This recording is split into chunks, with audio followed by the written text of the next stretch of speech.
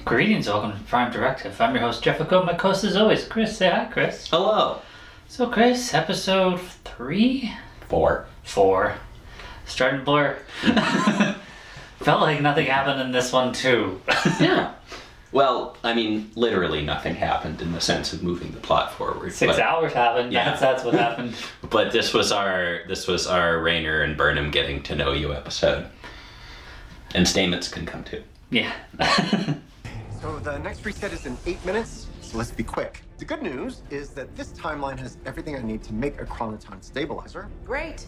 And the bad news, the main ingredient is a field disruptor fluid that's in 32nd century holodecks. Got a time bug. A Krenim time bug, which is always a fun call out. It was a spider, and it was in Adira's room. I liked how Stamets just straight up saw the thing and then it happened anyway. I feel like it should have been stealthier, right? It's like, oh shit. They just, the worst part of this was like them just jumping through time and expecting me to recall any of this. I recalled it. Yeah. Recalled most of it. Yeah, well, you watched this show with less hate. Especially in the early days. Yeah. It's super optimistic, Chris, back then. No, the season's starting off great. Yeah. I'm really enjoying it. Oh my god. Oh my god, this season's starting off great. We're gonna do the time travel episode where season 5 watching Chris meets season 1 watching Chris, and we're gonna get into a fight. So naive, that one, yeah. Yeah. No, Burnham, you don't want to do that. You don't want to do that. Yeah. I really do.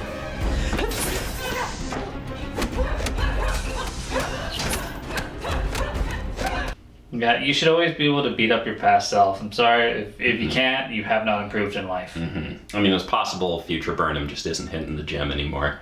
Well, you gotta think, like, what training has she done since then? So she still just knows Vulcan martial arts, and that's about it. Yeah. So, I never saw any episodes where she was trained with, like, future combat. This is also one of the rare times that her Vulcan upbringing actually rears its head and is relevant. You know what it would have been do an earth pinch. What would have been cool is this was like, you studied this Vulcan martial arts. Well, I know it too. And be like, well, I learned something else. Poke. Like just some cheap shot. Like this is what I learned in the future. Yeah. You haven't invented that yet. That's what you have. You're just a dick. We heard you might try something like this, so we came prepared. We soaked the latinum in faux piano poison. The kind that you sold to the Emerald Chain to use on people like me. Forgetting their names already. Moll and Locke. Yeah, Moll and Locke. Not the Barber Mott. Yeah, they were on a planet and they poisoned some dude who was trying to like steal from them, and that was that. Yeah. Then they're like, no, it's a little bug on there. Yeah, transporters didn't filter it out, eh? No. Useless transporters in the future. Well, I guess that's the point of the spy technology. It wouldn't be very good spy technology if it just got removed. I would have spotted it like Stamets like right away. I'm really good at spotting like any movement like a spider of some sort. You're like a T-Rex. Just in a dark room, I could be watching a movie and be like, I see a silhouette of something lowering. I won't overreact. I'll wait for the right moment to kill it. I don't give a shit about the rain. It's gonna rain here anyways. Time bugs. You can find them in the black market left over from the Temporal War. They're designed to paralyze an enemy ship by randomly cycling them through time. How long do they last? Weeks, months, until the little suckers run out of juice. Flashed, and yeah, that was the warning. Yeah. There were flashes. I was optimistic. It might be something else. Klingon boobs. It's happened before. Yeah, once.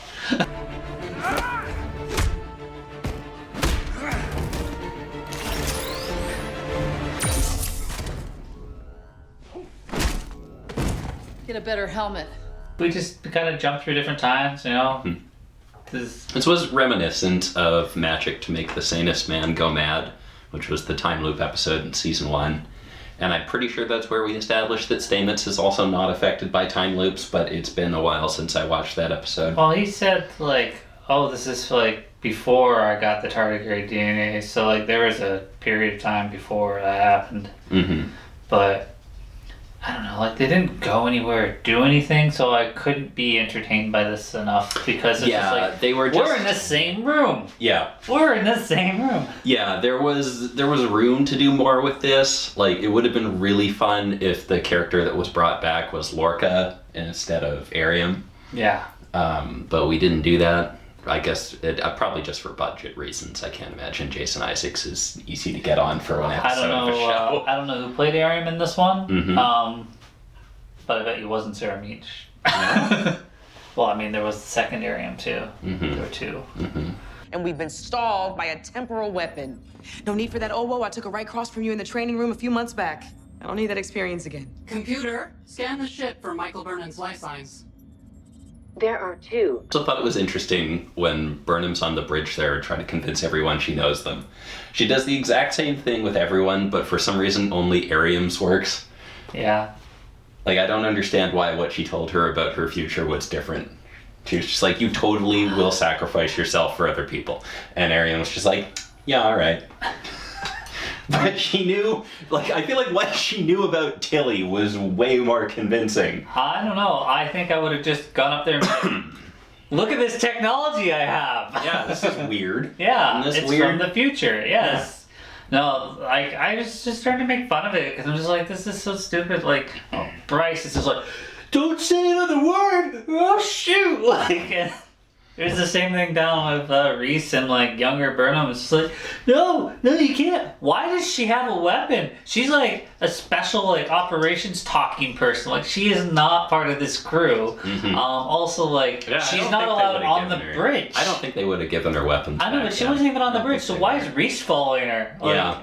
And also, Reese did get convinced. And he was a tactical officer. Yeah, Reese did get convinced. He was like, fuck, I do love the crossfit. Yeah. Fuck, ships are cool. Okay, fine. Yeah, you got me. Yeah. Alright, ships are cool. Yeah. This Rayner's got to go back and just be like, yeah, so, that's right.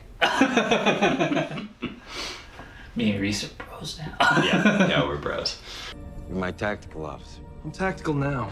It's not a stretch. Fair point. Okay, something personal. You love ships. You love the crossfield. Who doesn't? Also, once the bridge crew believed her, like, yeah, they could have just ordered those guys to stand down. Changeling, like, I'm sorry, but we haven't even had the big Changeling war, so chill. Yeah. Changelings aren't trying to take over the galaxy yet. Mm-hmm.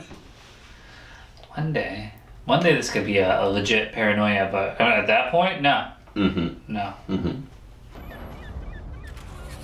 We're in dry dock. When Discovery was first being built. Wow. So we haven't just gone back in time. We're jumping through it. I don't know. It was fun. Time loop episodes are usually fun.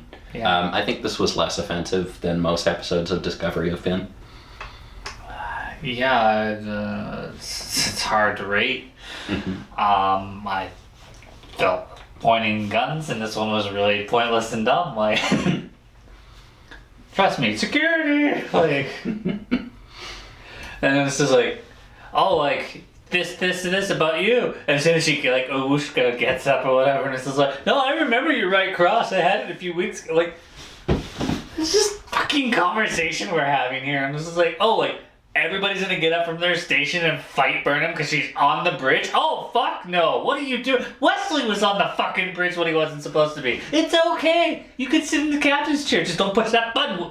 I mean, Wesley wasn't a criminal, though. Yeah. Except for that one time he was a criminal, and they were gonna put him to death. You know, you don't touch the grass. Yeah. Tragic. Now doubly so. Mm-hmm. We did get a little Calypso adjacent future. Yeah. It was definitely what they were going for there. Federation headquarters. What's left of it?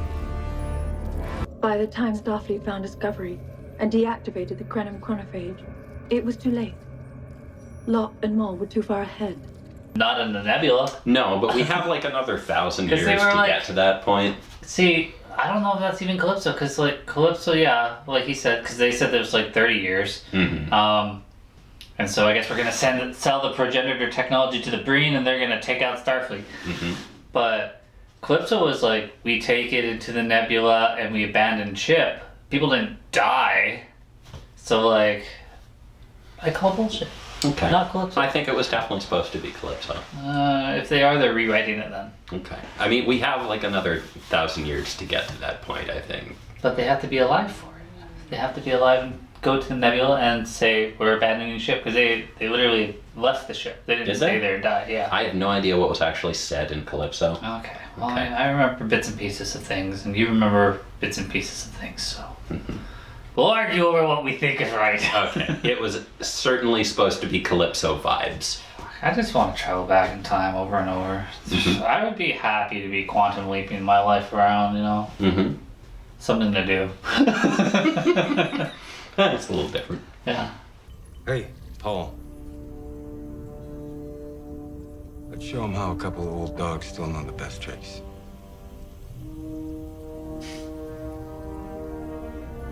Got anything, or should we just final thought it? I don't know what the... Did we hit all the interesting bits? Mostly when we started building our What's-It, then we were just interacting with the season 1 Discovery crew. Yeah, they got to bring out the old uniforms. Mm-hmm. I mean, really, this entire episode was just about Rayner and Burnham working as a team. Mm-hmm. And and we did get a small concession out of Burnham. Yeah. I'm stubborn too, just in a different way than I was. I like Rayner. I'll say this episode made me like him more than I already was liking him. I mean, he does have things to learn, but overall, I like him more than what I usually get from Discovery. Yeah. Yeah. Honestly, watching him grow, I think, will be the highlight. They are, I said in the first episode we were going to be comparing this character to Shaw from Picard, and they're actually taking him in a much different direction. Yeah, I didn't think he was going to be like Shaw, but yeah, I'll let you have your little thing. No, I'm struggling these days. Every time I watch an episode, I was like, kill them. Change can be hard. It's also the only way anything meaningful can happen. Can we talk about this later? Love you. I love you. I don't like them anymore, Chris. You never did. Yeah. You never did. Yeah. All right. One thing that I do think was kind of undercuts the point of this episode and a lot of what we've been doing with Rayner is that, we're talking so much about the crew and, how well we know each other and how well we're a family. And that's like the one thing that Discovery has been the worst at for its run is getting to know the crew. That's something they've consistently gotten shit for and have not been doing, is not getting to know the crew. But that's their strength. Burnham told me that. I know, and that's always how we learn about the crew, by having them say a fact about themselves. Yeah. Like, it never happens organically in the way that it would in older series where we, just see the crew living their lives. Some off-hour things that, we'd learn a little about their personalities when they're not on duty, and we don't do that anymore. We just be like, I like the crossfield because it is round. And it's like, you told me you like the crossfield because it's round. Boom. I've seen how you die. Oh, no, don't do that. You won't get her off the bridge. I will. 396 days from now. Airiam, we miss you every day. Stop, Michael. Listen, I was there. An AI program infects your augmentation. Enough. It's really late that we've gotten to this know about the crew party, and it feels a little flat that this is what Discovery wants to do. It feels a little insulting that they're like, she's running around being like, you should know everybody, you should know this, but we don't. I don't. Yeah. This would be much more believable on Strange New Worlds, where we know the crew and we see them in their downtime. I believe Pike knows them all, and yeah. I understand. We see them all in their downtime having breakfast. I understand they do stuff. His knowledge of his crew, their strengths, their weaknesses, because he's gotten to know all of them, even his trainee Ensign Uhura, This I don't believe, I don't buy. Yeah. For what it's worth, I lost my family young too. And when that happens, there's only one thing left you can't trust, and that's the voice in your head. Keep trusting it, because I know what it's telling you. Crazy as it seems, do the right thing. So yeah, I guess final thoughts. This was a fun episode. The theme that we're going for this season does feel a little inauthentic, but better late than never, I guess. It was the lamest dry dock I've ever seen. Here's a picture of the bridge somehow inside the ship. Yeah. And that's it. Show me the fucking dry dock. Yeah. That's all I got. I got nothing good today, guys. Okay. Yeah. Well, hopefully next week something happens. As always, thanks for watching. We'll see you then.